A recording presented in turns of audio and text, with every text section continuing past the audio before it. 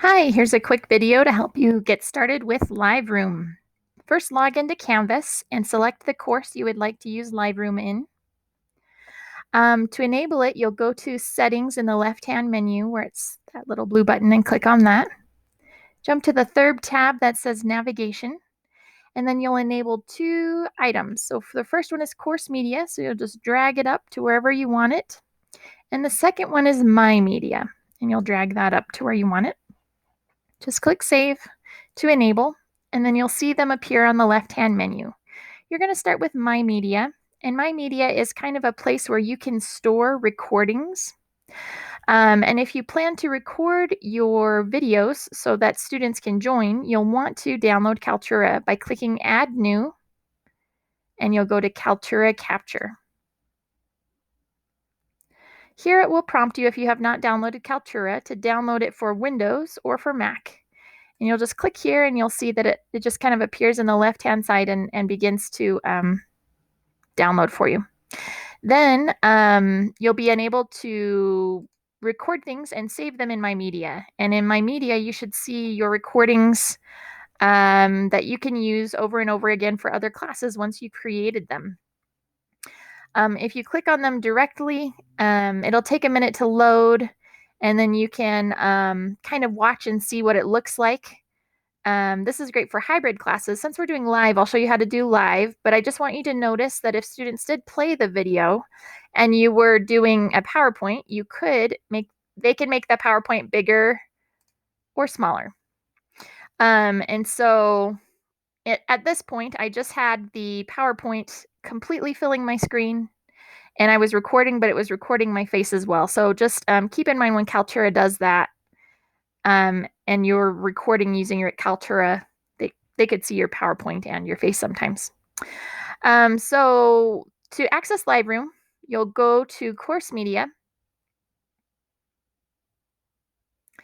And in Course Media, it takes a second to load, but the Liveroom will load.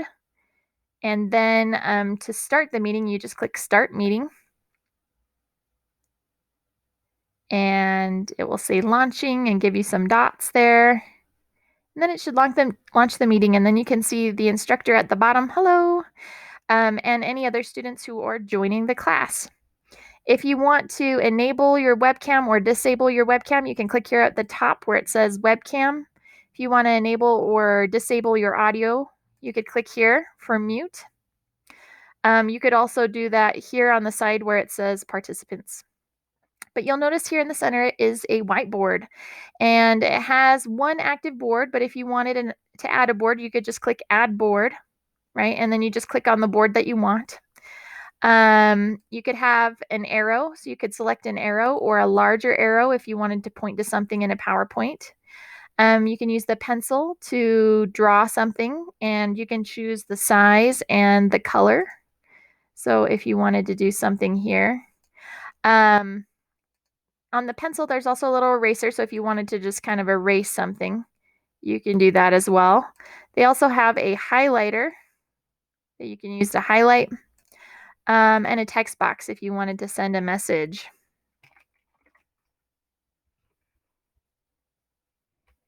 or something. And then they also have a shapes button, so if you wanted to add a shape here, you could do that, or an arrow to point to something. They have that option as well. You can take a picture, but sometimes that does take a minute, so I'm actually not going to click on that since I'm using my webcam. And then over here, you'll notice that I've chosen a completely whiteboard, but if I was teaching math, I might choose to use that grid, or they can have bigger or smaller boxes or kind of dots if you needed to plot something or an X or Y axis. So those are some options there. If you don't like what you wrote, you can always clear this board or clear all of the boards, and that's an option. And if you need to zoom in so they can see, you can use that little zoom feature and kind of scroll up and down, and that's fine.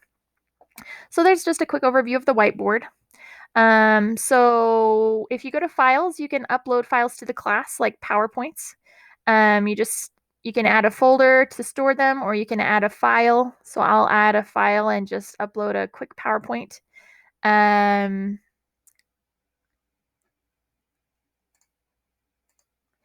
then it will take a second to load. And over here, you can see it says it's uploading the PowerPoint. And so you'll have to wait for it to upload. And then once it loads, you'll just click on it. And then you'll click this play button at the bottom. I'm going to click on one I've already uploaded and just click play for that one. And you'll see that in the place of my whiteboard, it has a PowerPoint which has terrible font. So I'm going to click on the next slide to avoid you looking at that. But you can click through the slides or scroll through the slides this way. You can also navigate by clicking the arrows here. You can make these smaller slide presentations go away or come back by clicking on this arrow.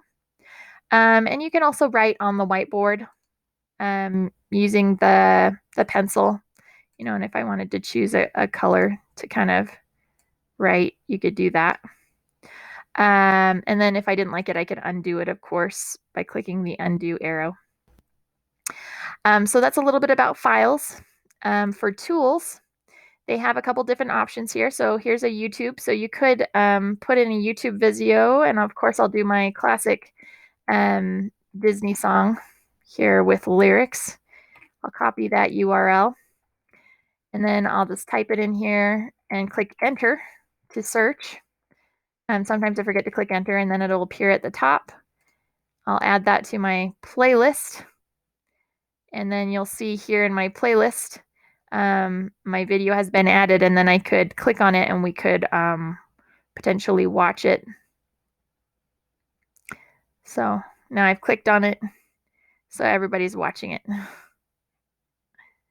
But I'm gonna go ahead and just exit out of that for a second.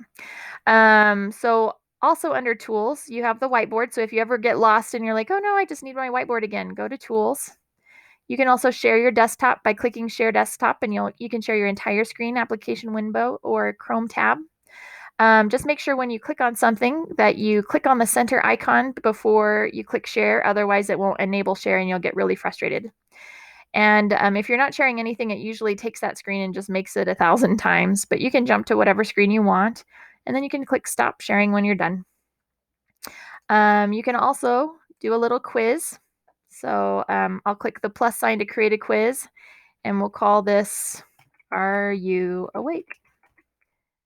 And we will enter a little multiple choice question like, how are you? Okay, great. Could be better. And I'll just click save here. Oh, I forgot to choose my correct answer. So for multiple choice, maybe that's not the best kind of question, but you could change that to a multiple answer or an open-ended question, and that would be fine.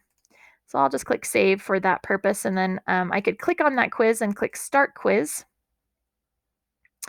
And then you could just kind of see, if students are taking the quiz. And then let's see if I can go to student view really quick and show you what that looks like. So students, instead of starting the meeting, will click join meeting. And I think that I'm still considered a presenter, so I don't know if that will work, but let me see if I can try and do student view really quick. Settings, student view, course media. They would have to authorize Kaltura, so I'm going to click authorize.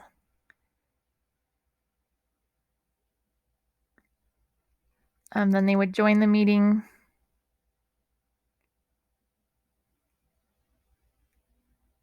And then that would say start the quiz. So then they would click start quiz, and then I'm going to get it wrong. I'm going to say okay. And then they have to click submit. And then I'll jump back to my view. I'll just sign in again. All right, let's try it again. I don't know if it will show me my results, but at least you could see kind of what the students would have to go through to take that quiz. And so let me go ahead and jump out of the student view really quick. And then I'll just hit refresh and click leave student view because it still has me in student view. All right, so let me start the meeting again. I'll show you a few other tools and try and finish up pretty quickly here. So then you would be able to see the answer choices. I don't know how to see which student said what, but at least you could get a quick idea. So I'm going to click end quiz. It looks like it does give you some, the idea of the participants, average score and average time. So that's kind of cool to see at a glance. I'm going to click exit and jump through some of these other tools. So you could do a video library where you create a library from your media, or you could add playlist items. You could record the class by click recording, and you can decide if you want to record for 30 minutes, an hour, 2 hours, or 3 hours. And you just click start to start that recording. Or you could do breakout rooms. And this one you can click auto assign, and then they will just have to jump into that room. You can set the time limit for, 1 minute.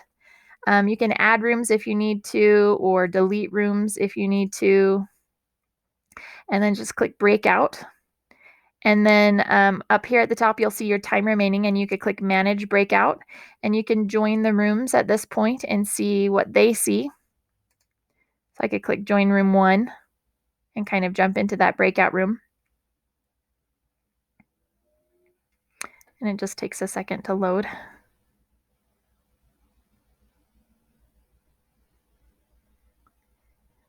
And then you can see what they see. And then you could jump to breakout room 2 if you wanted to. And you just use that menu to do that, or return to breakout manager. I'm going to click end breakout, and we'll close there. So that's all that's in tools. You can also go to the chat function. If you click on it, it will enable the chat, and you can say anything you want in the little chat and respond to student questions there. For the playlist, you can have that appear or disappear by clicking on playlist. For participants, you can click on it and you'll see who's in the class. You can mute all of the students, or you could get rid of it if you just want to focus on something else. And then you could have shared notes with the students. And that is a super fast overview of Live Room. Please let me know if you have any questions, or if you would like further help with that, and I'm happy to troubleshoot with you. And I forgot, there's these 3 little dots in the corner that you can click on for settings, inviting students, choosing the language, or full screen, if that helps. Okay, we'll see you later.